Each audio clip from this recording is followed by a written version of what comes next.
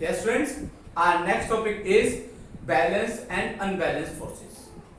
Our next topic is balanced and unbalanced forces. What are the balanced forces? When the two or more than two forces, the effects of that forces is zero. Total effect of the forces is zero. Then the forces are called balanced forces. इसमें क्या लिखा देखते हैं? The net effect produced by a number of forces acting on a body is zero. Then the forces are said to be balanced forces. अगर एक दो या दो से ज्यादा फोर्स बहुत सारे फोर्सेस एक ऑब्जेक्ट पर लगते हैं, because of that the total effect of acting on the body is zero. In that case the forces are said to be balanced forces. Like there is a block, यहाँ पे एक block है, ये suppose करते हैं floor पे रखा हुआ, ओके। अब ये टू फोर्सेस लग रहे हैं, ए और B. A is also of 10 Newton, B is also of 10 Newton. 10 Newton force इधर से लगा रहे हैं हम इसको, 10 Newton फोर्स इधर से, क्या वो मूव करेगा? वो मूव नहीं करेगा, because these forces are balanced forces. इसकी वजह से जो टोटल फोर्स बॉडी पे एक्ट हो रहा है वो क्या है? जीरो। तो फिर कोई इफेक्ट हो रहा है? नहीं। Total effect acting on the body is zero. That's why these are the balanced forces. Okay, अब condition of the balance forces की हम किन किन कंडीशन में कहेंगे कि फोर्सेस क्या है? बैलेंस है.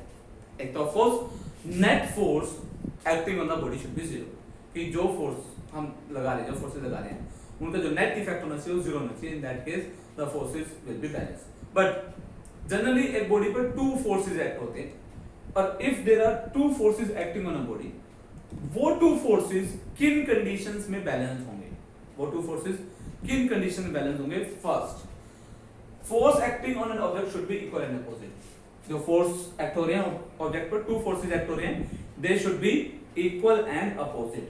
मैं बता रहा हूं, मैं सिर्फ दो फोर्सेस की बात करूंगा. अगर एक बॉडी पे दो फोर्स एक्ट हो रहे हैं तो उनकी क्या कंडीशंस हैं कि वो बैलेंस होंगे? First of all, they should be equal and opposite. It means अगर दो फोर्स एक्ट हो रहे हैं तो वो इक्वल और अपोजिट होने चाहिए. ओके.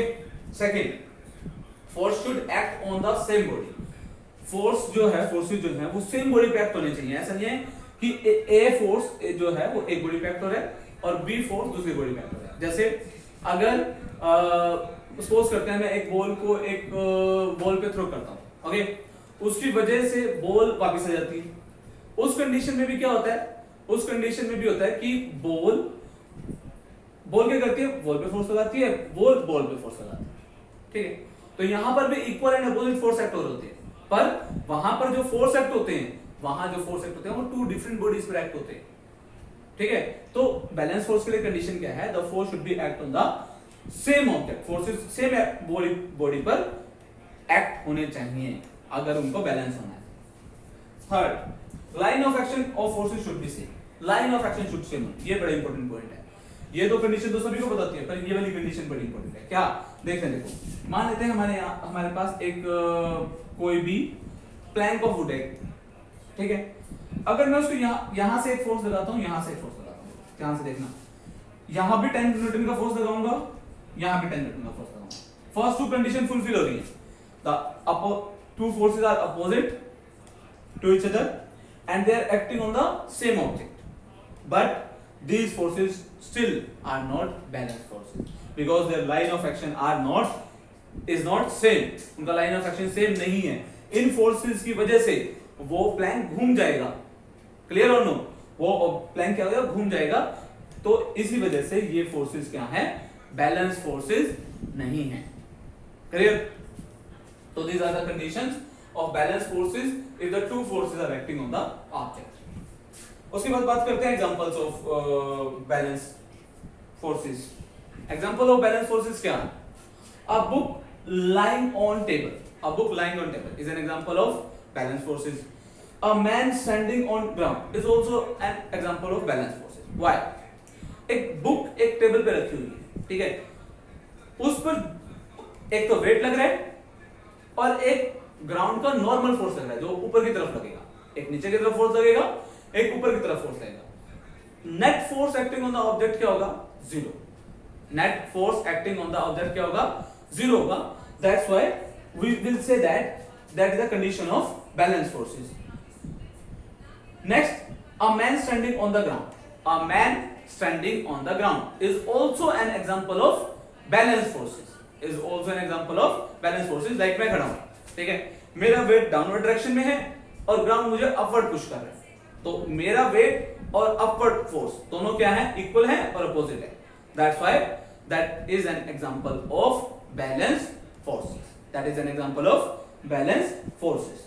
ओके, तो अब उसके बाद हम नोट की बात करते हैं. नोट लिखा देखो, balanced forces does not change the state of the object. Balance forces कभी ऑब्जेक्ट की स्टेट को चेंज नहीं करते.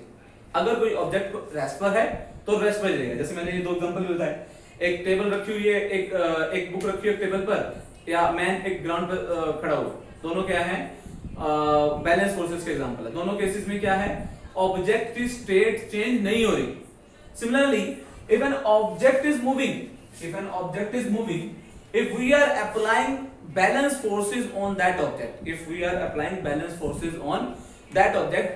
its state of motion will not change. अगर हम ऑब्जेक्ट मोशन में है, उस पर बैलेंस फोर्सेस लगा रहे हैं, तो उसकी स्टेट चेंज नहीं होगी. इट मींस वो मोशन उसी मोशन में रहेगा, उसकी मोशन जो स्टेट मोशन की है वही रहेगी, वो चेंज नहीं होगी. क्लियर? तो बैलेंस फोर्सेस की वजह से ऑब्जेक्ट की स्टेट नहीं चेंज होती. अगर वो रेस्ट पर है तो रेस्ट पर रहेगा, अगर वो मोशन में है तो मोशन में रहेगा. क्लियर? तो उसके बाद बात करते हैं अनबैलेंस फोर्सेस की. अनबैलेंस फोर्सेस क्या होते हैं? When the net force produced by a number of forces is not zero.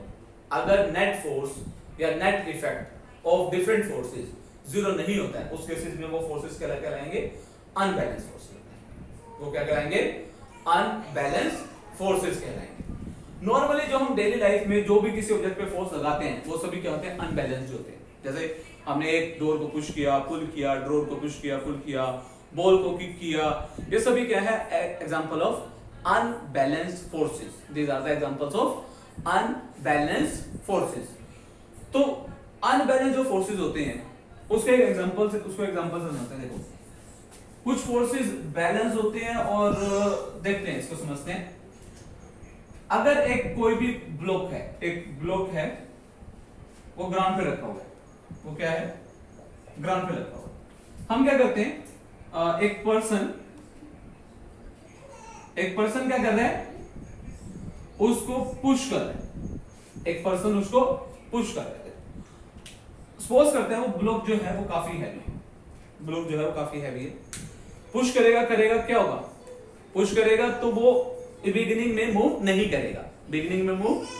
करेगा, पर वो अगर ज्यादा फोर्स लगाएगा तो क्या होगा? वो ऑब्जेक्ट क्या करने लगेगा? मूव करने लगेगा. तो that is an example of unbalance. जब तक वो मूव नहीं करेगा, मेरा फोर्स या उस पर्सन का फोर्स और फ्रिक्शनल फोर्स ये क्या होंगे? इक्वल अपोजिट होंगे, बैलेंस्ड होंगे. इस वजह से वो ऑब्जेक्ट मूव नहीं करेगा. कब तक? जब तक फ्रिक्शनल फोर्स और ऑब्जेक्ट पर्सन का फोर्स दोनों इक्वल एंड अपोजिट है. जैसे ही पर्सन का फोर्स फ्रिक्शनल फोर्स से ज्यादा हुआ, वो ऑब्जेक्ट क्या करने लगेगा? मूव करने लगेगा. तो वो अनबैलेंस फोर्स का एग्जांपल होगा. तो इसलिए हम आमतौर पे अपने चारों तरफ जो भी फोर्सेस लगाते हैं वो अनबैलेंस फोर्सेस